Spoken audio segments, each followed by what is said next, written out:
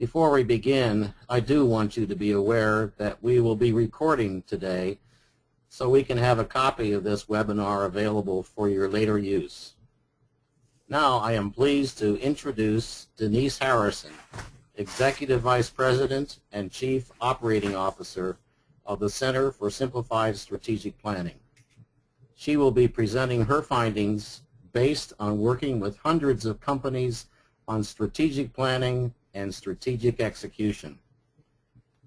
Denise brings a wealth of hands-on experience to this subject. Prior to working for the Center for Simplified Strategic Planning, Denise held a variety of senior management positions at a Fortune 500 company, including president of one of their divisions. Later, she became president of a financial services firm. Throughout this webinar, you can submit questions for Denise in the questions box on the right-hand side of your screen. Denise, before we start, can you tell us why you have found strategic execution so critically important? Thanks, Tom. I'd like to start out with a story about one of my personal experiences with execution. And as Tom mentioned, I became president of a financial services company. And while I was interviewing for the job, I was looking at a trickle of red ink. So they weren't bringing in a new president because things were good. In fact, things weren't looking really good. So as I mentioned, during the interviewing process, I knew there was some red ink.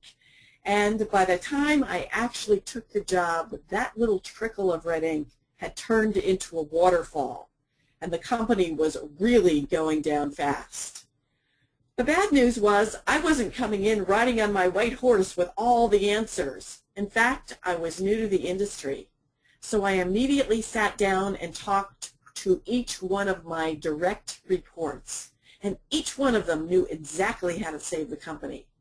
Unfortunately, each one of them had a different idea of what we needed to do in order to save the company. So I got them together, I got everyone's best thinking, we did some research, and we decided that there were a few things that we actually had to accomplish in order for us to turn this around and really become profitable and back on the growth curve. It wasn't enough for us just to develop the strategy, though. We had to execute on those strategic initiatives or strategic objectives to really move the company forward, because without execution, we weren't going to get out of the ditch. And this is when I found execution's importance. Now, that said, many CEOs that I talk to are not dealing with a crisis like this, but they are still frustrated by their inability to turn strategy into action. As a matter of fact, they'll say, we developed a great strategy with the senior management team. The group was motivated during the meeting. There was buy-in. We then went out and we spent money, and then a year later, even though we had spent some money, we didn't really have the results that we were expecting because we didn't execute well on the key strategic initiatives that we had selected. Well, what happened? Well, over the years, I've seen this happen, and I found that there are three critical areas that if you focus on these areas, you will lower the number of train wrecks. And we're going to go through each one of these areas that with additional focus and with some of the pointers that we're going to be discussing today, you're going to be able to raise your execution success and your company's profitability. The format will be, first I'll discuss what each of the three topics is, how you actually implement it, what some of the pitfalls that I've seen and what you can do about them. And finally, I'm going to leave you a checklist in each area so that you have some practical, hands-on things that you can take away from this. Finally, at the end, I'll summarize what the impact can be on profitability and why this is so important. But first, before we get started, let's talk about some statistics. So over the last 20 years, we've gathered data. And we found that if companies just develop the strategic plan, which is extremely important, But if that's where they stop, they're only going to achieve 30 or 40% of their objectives.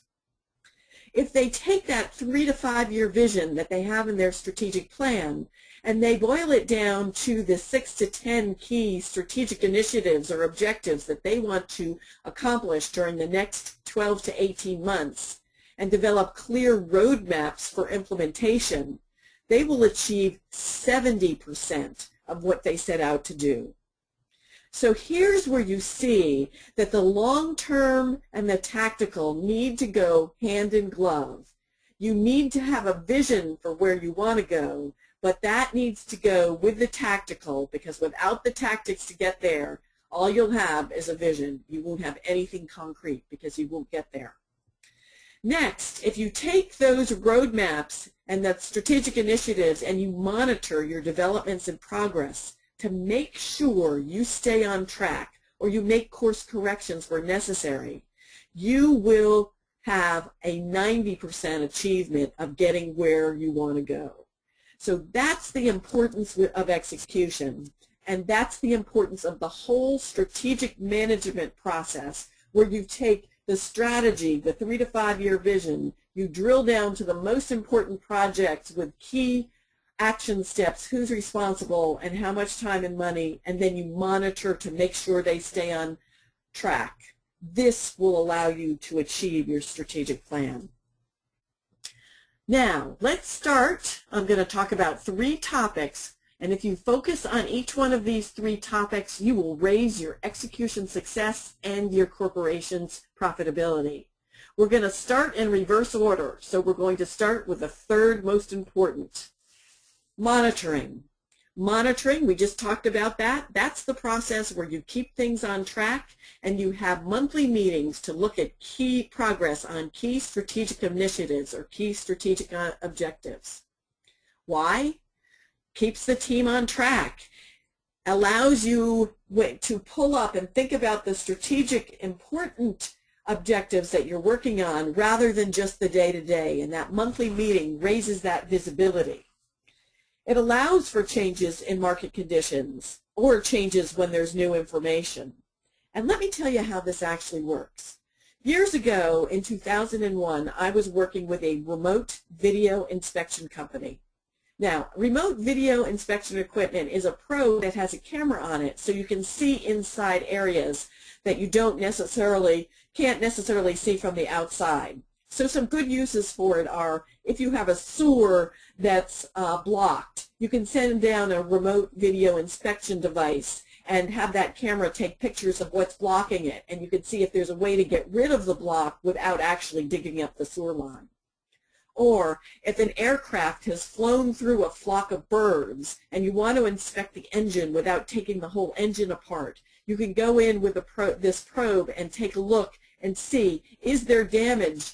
And if there's not, you can go on. But if there's damage and significant damage, that'll mean you have to take the engine apart. But you don't have to take the engine apart just to see if there's damage or not. Or if you're looking at a nuclear containment vessel and you want to see what kind of corrosion you have, you can stick this probe in and look around and see if there's anything that you need to be worried about and what possible courses of action you can to alleviate the corrosion. So that's what remote video inspection is. And in August in 2001, we determined that the commercial airline industry was going to be one of our target segments. Well, you may not remember 2001, but the airlines were actually profitable that year, and there was a lot of growth, and it looked like the American population would be flying a good deal. And our remote video inspection equipment was easy to use, particularly if you were standing on a ladder in a precarious position trying to see the inside of an aircraft engine. So ours was really easy for the maintenance person to use. And so we were focusing on this market, and we left our meeting in August, and we had a great action plan. And we were going to implement and actually gain significant share in this market. Then all of a sudden, in September of 2001, September 11th, yes, you remember, planes were flying into the World Trade Center. Another flew into the Pentagon. Another crashed in Pennsylvania. Immediately after that, it became obvious that commercial aviation would not be the same. Many people became afraid to fly. There were going to be new restrictions on the carriers. This meant that our strategy, the one we developed in August, was probably not the right strategy. We needed to change. Now in August, we wouldn't have known this. But because we now knew the commercial airline segment was not going to have the growth that we were expecting, we needed to change where our resources were focused. And we thought that given this, the United States would probably go and retaliate. And if we retaliated, we were going to be flying in places where there's a lot of sand. And let me tell you, sand and aircraft engines are not a good combination. So they were going to need additional remote video inspection equipment so we could keep our planes flying in these areas to preclude any future terrorist attacks. So as a team, we agreed we would no longer focus on the commercial airline market, and we would change our resources. And actually, in this case, we had to hire additional resources to focus on the military market. And that's what a monitoring meeting can do. You can, most of the time, you're really just focused on making sure that things are on track. But if, in fact, you've had a change in your business conditions, this is where you, as a senior management team, can agree on a change in direction and make sure that your resources are allocated in the place that's the highest and best use of those resources. Now, how do you do this? Monitoring, a lot of this is just plain blocking and tackling. The strategic planning team, first, all people have to participate. So this isn't selective participation in your monitoring meeting. Monthly meetings are important because if you let it go longer, you lose sight of things and some of your long-term strategic objectives can slip. Additionally, action plans, they should all be in a consistent format. This makes it much easier for the whole team to see exactly where the team is. If every team leader for a strategic initiative chooses a different format, it's really much harder to stay on top of what's going on. The team leader needs to come prepared with a discussion of what happened last month, where there are problems or roadblocks and possible solutions to those roadblocks, and what we will need to do this coming month or in the coming months. And we need to get the actual action items on everyone's calendar so that we can be sure that people have time set aside to accomplish what needs to be accomplished in the next month. And of course, there's discussion. If there is a significant change in the market or there's a new opportunity, this is where you have the chance to bring it up and make a course correction. Or with a new opportunity, bring it up for the team to evaluate so you can see if it's something you want to add, understanding you'll have to take something away. So what are the common pitfalls? Common pitfalls include the frequency of meetings. Many teams get lazy and they only want to report quarterly. But if you start getting off track monthly, you can course correct in a month. But if you get off track over a quarter and all of a sudden you have to catch up with 3 months worth of activity, this is really pretty hard. So it's important that you focus on these meetings on a monthly basis. Next, action plans. If they're not updated before the meeting, it takes time, but there isn't a clear picture of what needs to happen before the next meeting. So if your action plan team leader isn't clear about that, those assignments aren't made, and you tend to start slowing the process down because it's not clear what needs to happen next. Next, and this is important, it's problem solving rather than affixing blame. And let me give you a quick example, a very simple example of this. I was working with a team and one of their action plans was going off track because the leader on a particular step that was rate determining was doing a lot of international travel. So due to this international travel, they hadn't accomplished what they wanted to do, and they said, look, I'll get it done this next month, not a problem. And then the next month, once again, a lot of international travel, and they weren't able to accomplish the task. And so one person on the team raised their hand and said, wait, you're doing lots of international travel. isn't there something I can do to help you out? Can I do the research on this step so that when you get back in town, you just simply have to make the phone calls? And that's what we did, and that's how we were able to alleviate this roadblock. But it's not just one person's job to alleviate the roadblock. It needs to be a team effort. These are the most important initiatives or objectives that we need to accomplish as a team, and it's all of our job to make sure we're moving closer to the goal line. Next, and I see this a lot, it's review by exception rather than a total review. So I see this sort of green light, orange light, red light. So if it's a green light and the action plan is on track, it's not discussed. If it's an orange light, it gets some discussion to see if we can get rid of the roadblocks. That means it's a little off track. And then a red light, it gets full discussion. And on the surface, this looks like a very efficient use of time in that you now are focused on what the things that are the biggest problems. But does that really make sense? Because remember, visibility was one of the important parts of having monitoring and making sure everybody knows what those key strategic objectives are. And by just saying it's on track and not talking about it, you lose sight of that visibility. And that can have interesting implications down the line. And let me give you an example. A team had a new product development objective. So the new product was supposed to come out and generate $10 million and 20% margin. And they were on track. They went through the first part of their stage gate process, defined the project. They were further developed the product. They came out with a beta test. They had developed the marketing materials, and the field was all trained, and they were ready for launch. And all throughout the year, it had showed green light, and they really were making great progress. But in making this progress, they weren't reporting to the team. And when they launched the product, they found they hadn't registered it in significant international countries where they were expecting significant growth. And this kept the launch from being as successful as it might have been. So the point here is, if they had been reporting on this, maybe briefly because they were on track, someone else on the team might have seen this error, and they might have been able to fix it and develop the registration earlier.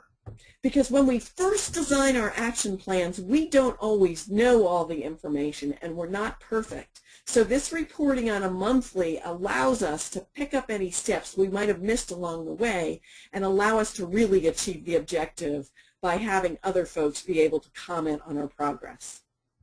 So that's the important, that you report on each action plan, not just the ones that are not on track. Next, a change in business conditions or project relevance. So earlier, I discussed the importance of changing when business conditions change, and I gave you the example of remote video inspection. But also project relevance. What if you're developing a new product and all of a sudden a competitor comes out with something better or something you hadn't thought of? You know, the iPhone of the telecommunications industry. You may need to stop your project because you no longer need to spend resources on it because it's not going to generate the return that you were thinking of. Or perhaps a technology, you think your product will be able to move forward on that technology, but your technology is not as advanced as it should be. The great example of that is when cell phones first came out with world coverage. While that was really nice, they weighed 6 pounds. So the technology really wasn't where it needed to be in order for it to be a success. So it's important that you kill action plans if they're really not going to achieve the objective, and kill it early. And sometimes that's really hard once something's already been launched. Next, and I've seen this happen a number of times, where victory is declared before the objective or the initiative is accomplished. So you're developing a new product and it launches and you declare victory. You've launched the product. But the strategic objective was to launch the product to generate $10 million at a 20% margin. So your launch may be fine, But you're not going to achieve that $10 million because perhaps you need to tweak the marketing materials so that you can really focus on the things that clients now have told you are most important. Or perhaps you need to change the packaging so the product doesn't arrive damaged. If you don't fix this because you've already declared victory, you're not going to get to that $10 million. And the same is true of the margin, because often in developing a new product, we're not looking at efficient sourcing. So in order to achieve that margin, you have to have your purchasing department looking for buying mass quantities, perhaps from alternative sources that can supply you with the volume that you need at the price you want, rather than relying on the sources that were initially scoped in and were good for beta testing. So it's important that you truly understand what the objective is trying to achieve and don't declare victory when you get almost to the goal line, because sometimes that causes you not to achieve the result you really had intended. And then the one area that I see people are most guilty of is adding projects without taking one away. And that's when you have a great new opportunity come up and you want to pursue it. You present it to the Strategic Planning Monitoring Committee. Everybody loves it. But you don't say, yes, we'll go ahead with this. That's okay. But that means you have to take something off the list. So when you present a new opportunity, it's important to assess, are we going to take something off? Because if you're not, you need to save it for your next strategic planning process. If it is so important and you take something off, then you can move ahead and change what it is on your change your list of strategic objectives, but you have to be able to take something off. So finally, I want to leave you with a checklist. This is what you need to do to make sure your monitoring is successful. You need regular monthly meetings. You need to be sure your team leaders are prepared. You need to identify problems as they arise, so don't sweep them under the rug, but in doing that, develop solutions, not so much the blame game. Make sure you're developing solutions to get where you want to go. Stop action plans when business conditions change or new information comes up. When new opportunities are presented, don't just add, make sure you take something away. And be sure you walk out of the meeting with a clear picture of what needs to be accomplished before the next meeting. So let me give you a minute and think through what you're doing for your monitoring program and what you think you need to do to change in order to make your monitoring more efficient. Also, at this time, if you have questions, feel free to fill out the questions and ask them, and I'll answer them at the end.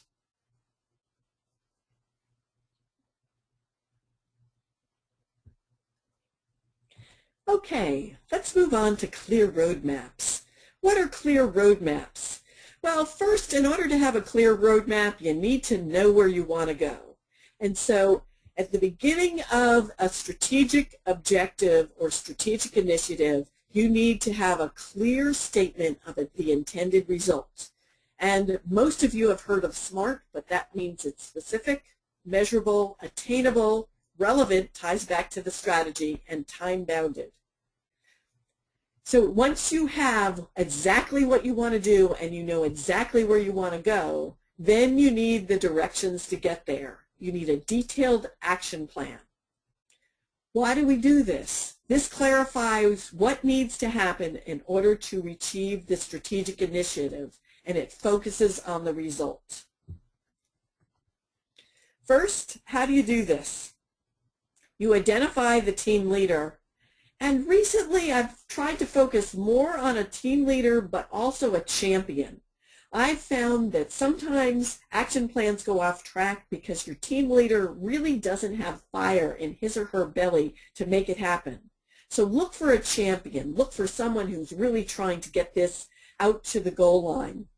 And identify the different team members. Who's going to help you work on this? This should not be done in a vacuum. We've already talked about the importance of clear objectives or clear strategic initiatives that are well defined and backed up by detailed action plans that have detailed steps with who's responsible, how much time each step's going to take, and how much money. If you do that, then you've got your clear roadmap. So what are some of the pitfalls that we've seen? An action plan developed in a vacuum, and that's where your team leader or champion has developed it without help from anybody. And there are two problems that arise from this. First of all, the action plan isn't as robust as it might be, because getting people's different thinking allows you to think of new and different ways to accomplish the same task, sometimes better, sometimes in a more efficient manner. But additionally, doing an action plan, you're going to want other people to help you get it done. And if you get their input up front, you're going to get their buy-in because it's going to become their action plan. And this is a great way to get other folks in your organization involved in strategic planning. Another problem is action steps that are not detailed enough, or this goes hand in glove with comprehending the full scope of the project. And I've seen many IT projects fall into both of these problems.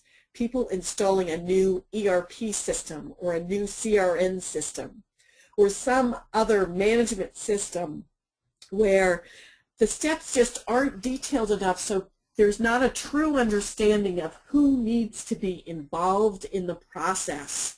And all of a sudden, we need people's time and it's not available. We really haven't understood exactly who has to give input to make this successful.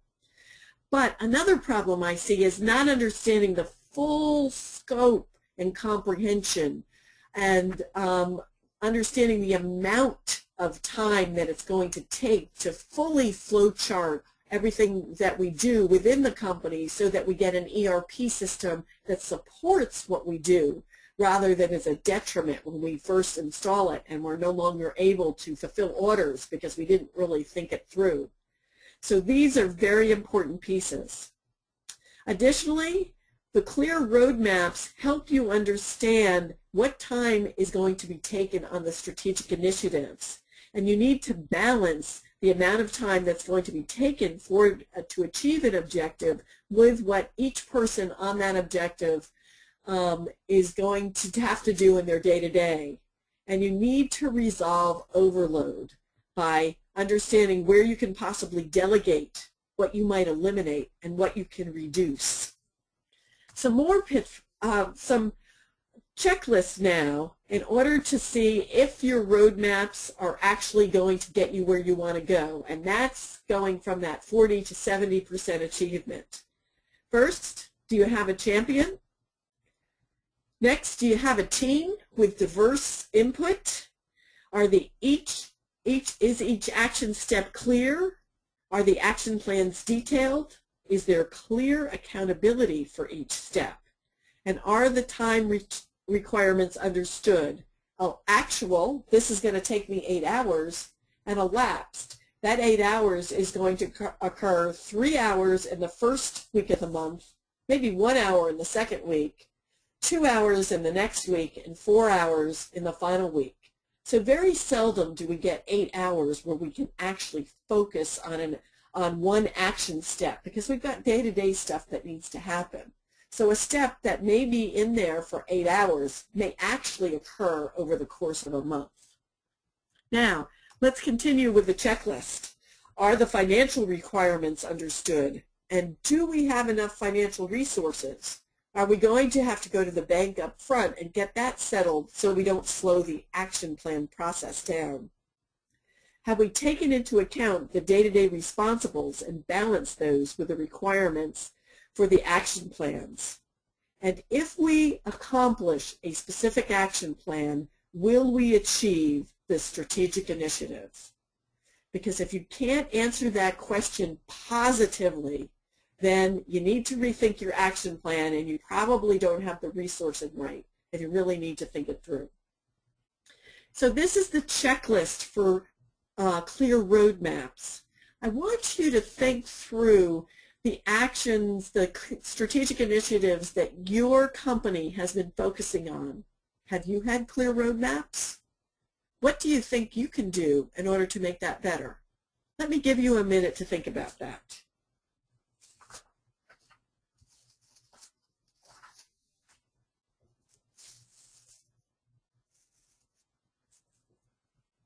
Next, I'd like to talk about the most important topic that we'll discuss, and that's focus on the few. Because if you don't get this right, then execution is going to be problematic.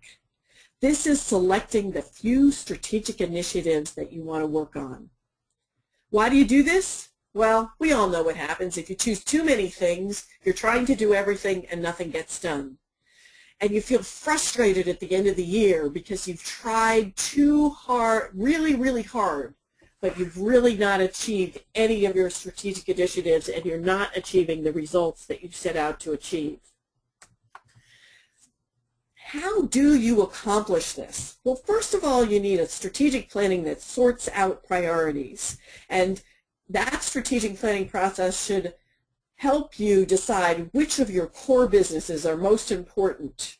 What are the key opportunities you want to focus on? So there are probably a lot of different opportunities you can look at, and a lot of them look good, but you need to go through an analysis funnel to understand which has the best return given the probability, and understand where are the areas where you really have the competencies in order to move a specific opportunity forward. Because the easy part of strategic planning is what you say yes to. The hard part is what you say no to. And if your strategic planning process has given you the tools to really highlight the highest and best use, where you can have the highest and best use of your resources, then making these decisions is much easier. Once you develop your strategy and you see where you want to go for 3 to 5 years, and you know your high priority market segments, and you know your high priority opportunities and internal development, then you can start thinking about what are those 6 to 10 key strategic objectives you want to focus on for the next 12 to 18 months. This is where the strategy and the tactics go hand in glove. You've got a clear vision, you understand what's most important. You can then pretty easily, although this is never an easy process, but certainly it's better if you know you're coming out of your strategic planning, you know what's most important. You choose your 6 to 10 objectives that are most important for you to accomplish in order to move closer to achieving your strategy. You'll select less objectives if you have mega initiatives like an ERP system. Now, what are some of the pitfalls? There's the "we have to do this" excuse. So I worked with a strategic planning team, and at the end of our strategy formulation meeting, we were really good. And we typically select about 8 strategic objectives to work on. And we'd leave that meeting and they'd go off and write action plans for each one of those objectives. And then we get back together for our implementation meeting and we review those action plans.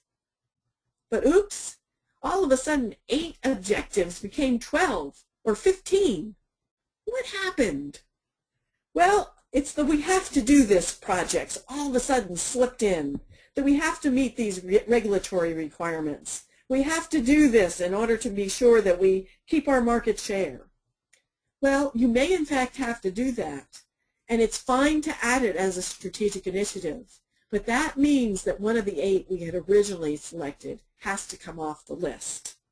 And it's this "we have to do this" that, coupled with the inability to say no, that really cause people to get spread too thin, and then execution and actually achieving results becomes a problem. Additionally, another pitfall is a strategic planning process that doesn't allow you to research your markets or your opportunities in depth. So you end up with a strategic planning process where you make decisions based on opinions versus facts. And when you've done that, it's really hard to agree on what's the most important in our core markets. Where do we need to focus? And what are the most important opportunities for us to pursue? So if you aren't doing research, so you have those facts, the opinions make it hard to decide what's a yes and what's a no. In addition to doing that, what a strategic planning process allows you to do is look at all your different choices at once, not in isolation, because any opportunity in isolation could be really great, but you have to stack it up against the other things you could select. And a strategic planning process helps you do that. Now, we often think that Steve Jobs is creative and he was off doing something all the time. But Steve Jobs, one of the most creative entrepreneurs, these are his thoughts on strategy. Strategy, it comes from saying no to 1,000 things to make sure we do not get on the wrong track and don't do too much. So here, even Steve Jobs, who's renowned for all the new and different things he worked on, he's had to say no to 1,000 things. And so the more structured you are and disciplined you are in your ability to know what looks good and what does not look good, it enables your company to be much more successful in execution. Next, I'd like to go to the area where we're going to focus on the checklist for Focus on the Few. So let me give you a minute to think about what are your key strategic initiatives? What are the things your company is focused on? Let me just give you a minute to think about that. As you think about that, if you couldn't come up with your list, or if your list had more than 6 to 10 on it, you're probably spread too thin. And that means you're probably not able to communicate that to the rest of your company, so hence execution gets to be problematic. Next, look and see if your strategic initiatives are balanced. Are there some focusing on your core markets, the businesses you're already in? Are there some focused in new areas for growth, your opportunities? And there's some focused on internal development, so you make sure you're positioned to support your future growth. Depending upon your company, any of these areas may be larger or smaller. So if you're really focused, if your markets are stagnating, you're going to have more in the opportunities area. If your markets are growing very quickly, you're going to have less in the opportunities areas. But do be sure you look for balance to make sure you're not leaving anything out, particularly something like internal development, because sometimes you'll grow and then you won't have the infrastructure to support it. Do you have too many strategic initiatives? And then do your initiatives link clearly back to your strategy, goals, and mission? Is your resourcing accurate? And that's where the roadmaps, the earlier one, helps you. So understand what those steps are, and do you have enough financial and human resources?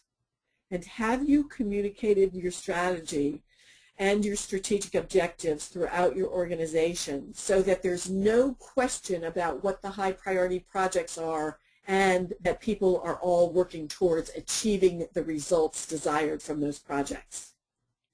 And finally, ask yourself this question. If you accomplish these strategic initiatives, will your company be in a better place? So I said earlier that we talk about the impact on profitability and why execution is so important. So let's think about monitoring. This is what gives your team the ability to achieve the intended results. So you're not starting out with lots of things and spending money and then finding out at the end of the year you're not going to get the results desired. And that's why the monitoring is so important, is you're trying to keep things on track and there should be no year-end surprises. It also allows you to make course corrections when business conditions change or there's new information. And this is like we all live in bumpy markets, and sometimes things really do change. And it's important for us to focus our resources and refocus our resources on the areas which are now going to generate the most bang for the buck. And a monitoring process allows the team to focus on things that are important rather than urgent, so that you are positioned for future success rather than just solving the problem for the next month. Now, clear roadmaps help profitability also. By first, they help you understand the overall dollar and human impact of the projects. And this enables you to really understand how big they are. And scoping out these budgeting projects before the budgeting process is important. So you've got your big projects scoped out, and this really helps your CFOs understand what the big projects are and get those that data into the budgeting process early. Having this scoped out also allows you to calculate the ROI before the project begins. And sometimes we find that the projects are really going to take more than we thought. And maybe the ROI isn't what we thought, and maybe we need to focus our resources in another direction.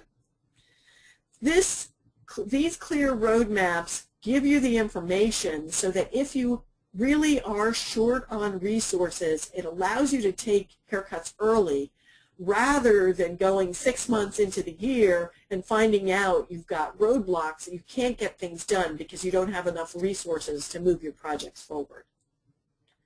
Finally, focusing on the few is the most important, and this is where I see most people go off track. You need to focus on the few, and if you do this and your decisions are based on facts rather than opinions, chances are you're going to get a better financial return. Also, these decisions need to be in the context of where you want to be in the next 3 to 5 years, so you're focusing for future success, not just near-term success. And these resources are then allocated to the areas with the highest return, and it prevents your team from overcommitting. What's really nice is it enables your whole senior management team to decide on what projects are most important, rather than each silo developing their important projects and then having to have a referee at the top decide which gets budgeted. With a good strategic planning process, you're deciding as a team what projects are most important. And this really helps you financially because you're not constantly coming up with fighting for resources for any specific areas projects. So execution is important, and you can't leave it to chance. The 3 areas, if you focus on these areas, you'll raise your batting average and help raise your company's success and profitability. The first is monitoring to keep you monitoring to keep you on track and make course corrections where necessary. Next, clear roadmaps. Who's responsible? How much time? How much money? And the most important, focusing on the few. Having a strategic plan that helps you select the top priorities through research, balanced decision making, and making choices among perhaps very good opportunities, but selecting the few so you can get just those few to the goal line, but at least something to achieve those results. We'd like anyone who listens to this webinar to be able to attend our strategic planning seminar. So if you find that your execution success is not what you want it to be, but you think it's because your strategic planning process lacks consistent approach, is really allowing people to make decisions based on top-of-mind thinking, or you don't have an analysis function which allows you to sort through logically the different choices you have, we'd like to invite you to our strategic planning seminar. And because you've attended this webinar, we'd like to invite you at the special price of $9.95, which is a significant discount from our regular price. And if you're listening to this on the archive version, please click through to this website. But if you can't get through, then please call Elizabeth Tidd, and she'll tell you how you can get this price and sign you up. Of course, we provide additional in-house workshops and consulting. But now I'd like to stop. I've provided a lot of information about execution. Does anyone have any questions that I can answer regarding your company's execution success? Denise, while you've been talking, we have had a few questions. Let me give you one of those. You spoke of 2 teams. You called one action plan team and a strategic planning team. What's the difference? Okay, your strategic planning team is made up of your senior management team, and it should have members from all of the different real sectors of your business. So you've got your sales and marketing folks representing customers, you've got your operations folks, and you've got your finance and human resources and perhaps other administrative or IT resources. And you need people from each one of these areas so you get balanced input. And we typically call this the tension triangle, because a lot of times these people see the business from different viewpoints, and that's natural. We suggest the team should be about 8 to 10 members, but understanding you need to have balanced input. The strategic planning team is the one that decides the course and direction of the company. What are we going to sell? To whom are we going to sell it? And how do we beat or avoid the competition? Now, this is the group that defines the strategy. The action plan team can be made up of different players, although it's important that you have at least 1 or 2 strategic planning team members. So the action plan team, the strategic planning team member is the team leader or champion, and they choose and select members of the team by understanding what the objective is supposed to accomplish, developing a flow chart, and assessing who's going to help them accomplish this objective. These are the folks that should be on the action plan team. These are the folks who will help write the action plan so you can get their best thinking and their buy-in, and they'll be the people who will be responsible for some of the action steps and actually help you achieve the strategic objective. Thanks, Tom. There is one more question here that I'd like to give you a chance to take a crack at, Denise, and that is this particular person apparently has a culture where everybody is running around and very busy, and they ask what happens when people cannot attend the action plan or the monitoring meeting. Well, we suggest that the monitoring meetings are mandatory because it really is a chance for the whole senior management team to get together, raise visibility on the high priority projects, and resolve any roadblocks and talk about course corrections. So this is extremely important that people attend. Now, we suggest that you can also attend by phone, so that you don't have to be physically present. You can be on the phone, and ideally these meetings should take 1 hour to 2 hours, and that time just needs to be blocked out. In rare cases, if the team leader cannot be there, the backup person can present the progress on the action plan. But I would like to emphasize the word rare in that case. Thanks, Tom. And that wraps up the questions. All right. Well, thanks everybody for listening. We'd love to see you at our seminar, and if you have specific questions with regard to execution and your company's success in this very important area, please feel free to call me. Here's my contact information. You can contact me via email or via phone. Thank you very much for attending this webinar.